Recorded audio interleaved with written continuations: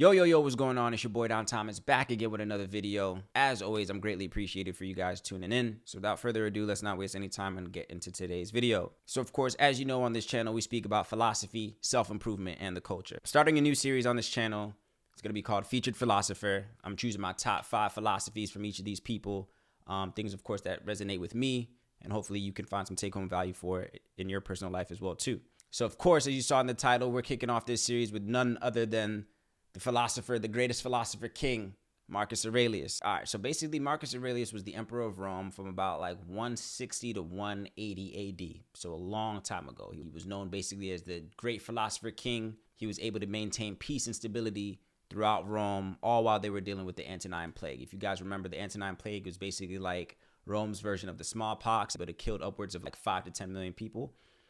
So basically, Marcus Aurelius had to kind of overcome all of that for a role that he didn't even feel he was best suited for, honestly. So one of his greatest works is actually a book he wrote called Meditations. Very good book. I definitely recommend you guys read that. Huge fan of his work, huge fan of his philosophies. And of course, the whole essence of this video is to share my personal top 5 philosophies of Marcus Aurelius. Hopefully you guys find some take-home value with that as well, too. So philosophy number 1. The happiness of your life depends upon the quality of your thoughts. I think for me personally, that resonates a lot because I am one who struggles with overthinking. I definitely do, as they always say, spend a lot of time in the rabbit hole. Over a period of time, I've had to come to learn that, if you are going to spend so much time in your head, at least let those thoughts be productive as opposed to counterproductive. And you never want to find yourself in a constant loop of just like over-analysis of self, over-analysis of others. By nature, we're all our own toughest critics. But of course, again, the quality and the language that you're using to speak to yourself, I think is what he's kind of speaking to in this quote. Perception of things is going to more so impede on how you kind of operate and move throughout the world. So how you think of yourself, how you carry yourself, the language you're using towards yourself, I think is more so what he's speaking to on this quote. Quote number 2, Marcus Aurelius says, "Do not waste what remains of your life in speculating about your neighbors. Anything that distracts you from fidelity to the ruler within you means a loss of opportunity for some other task." Essentially, in a nutshell, that basically means ignore what others are doing. If you spend too much time focused on what other people got going on, you're essentially just taking away from the time and energy and effort that you can be using to apply it in your own personal endeavors. I see it all the time where we kind of spend a lot of time in observance of others, right? We can be so engaged, especially, in the culture that we kind of live now, especially with like celebrity culture and all this other stuff as well too. Sometimes we're too enthused about the lives of others. And of course, if you're watching too close about the moves of other people, one of two things are essentially going to happen. You're either going to find inspiration and it's going to motivate you when you see people that look and speak like you, whatever the case is, or come from some of the same backgrounds and struggles that you come from, or you're just going to either grow envious, right? And it happens all the time. It's just like, there's always a constant reminder of everybody on social media is not rooting for you. So yeah, basically, I think this quote from Marcus Aurelius basically does hold true till this day. It's important for all of us to focus on what you have going on, man. Quote number 3, Marcus Aurelius says, "You don't have to turn this into something. It doesn't have to upset you." I like this quote a lot, man, because again, this kind of plays onto your own self-perception. Basically not making a big deal of everything, right? So it's like you are in control of your emotions. And especially those situations where people are trying to intentionally get an emotion or a reaction out of you. Basically, there's alternatives to being angry.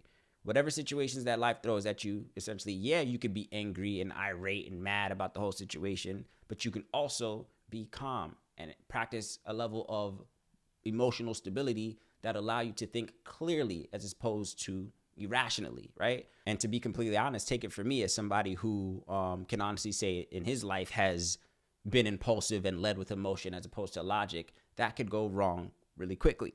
Keep the power in your hands to control how certain situations affect you. There's alternatives to anger. This does not have to upset you. All right, so let's go into the next one. Quote number 4, Marcus Aurelius says, "Accept it without arrogance. Let it go with indifference." Don't let things go to your head.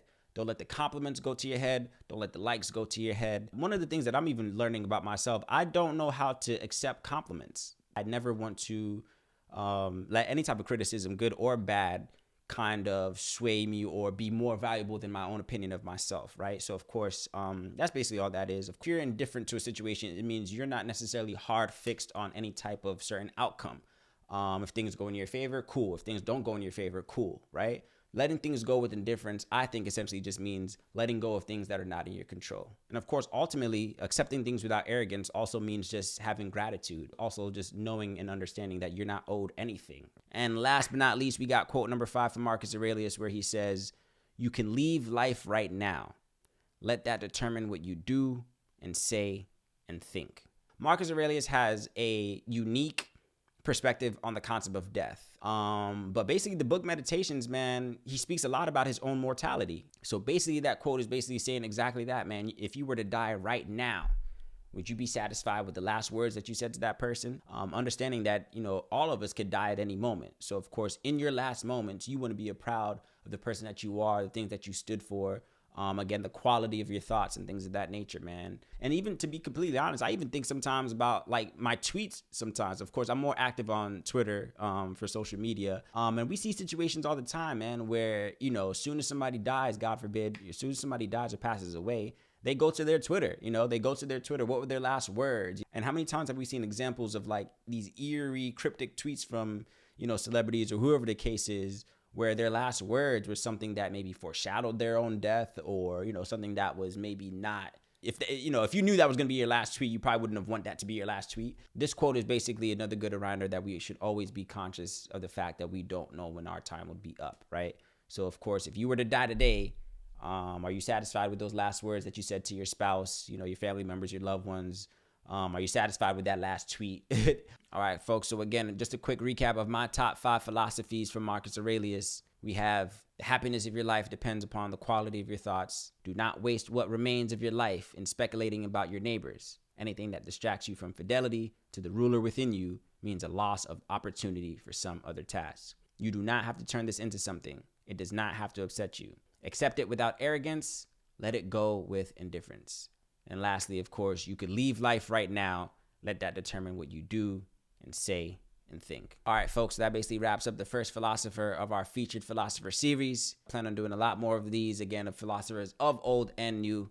Again, just kind of highlighting some of my top favorite quotes from these philosophers, how they resonate to me and how I apply it in my life. And hopefully, you can find some ways of how you can apply these same philosophies and logic in your life as well, too. Let me know in the comment section below, folks, which of these top philosophies resonated the most with you. Like, subscribe, comment. It's greatly appreciated for tuning in. Peace.